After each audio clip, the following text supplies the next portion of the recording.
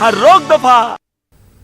Break के बाद इस्तकबाल। महाराष्ट्र मामले पर कपिल सिब्बल ने नई हुकूमत की तश्कील के खिलाफ सुप्रीम कोर्ट से जल्द समाअत की मांग की है। कपिल सिब्बल का कहना है कि एकनाथ शिंदे शिवसेना से अलग नहीं हुए हैं, इसीलिए जल्द समाअत होनी चाहिए। सुप्रीम कोर्ट ने फिलहाल दखल देने से साफ इनकार कर दिया।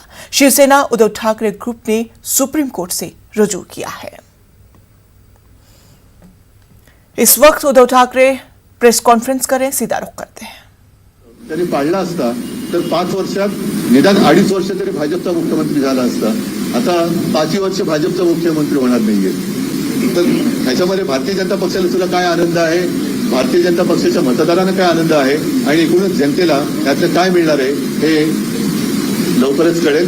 पण एक गोष्ट नक्की की या गेल्या 8-10 दिवसांमध्ये अक्षरशः मला जे काही मेसेज आले, मला इतरही सोशल मीडियावरनं जी माझ्याबद्दलची भावना मला कळली, मी महाराष्ट्रातल्या तमाम जनतेचा ऋणी आहे।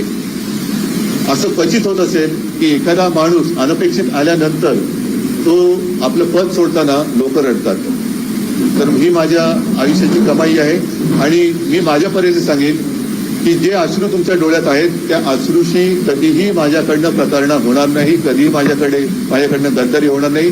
तुमचे हे जे आज अश्रू आहेत, ही अश्रू माझी मोठी ताकद आहे आणि या ताकदीसोबत मी कधीही हरामखोरपणा करणार नाही।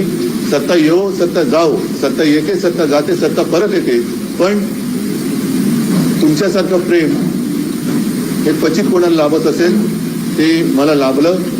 आणि ज्यांना परत एकदा मी सांगतो की अशा विचित्र पद्धतीने शिवसेना प्रमुखांचा पुत्र मुख्यमंत्री पदावरनं उतरून स्वतः मुख्यमंत्री बनण्याचा जो एक अट्टहास त्यांनी जो काही केला, हा जनतेला आवडेल ना आवडेल हे जनतेने ठरवायचं आहे। कारण परत एकदा सांगतो, मागे मी बोललेलो आहे की हा शिवरायाचा महाराष्ट्र आहे, हा डोळे नसलेला धृतराष्ट्र नाही। बस, जय हिंद, जय महाराष्ट्र।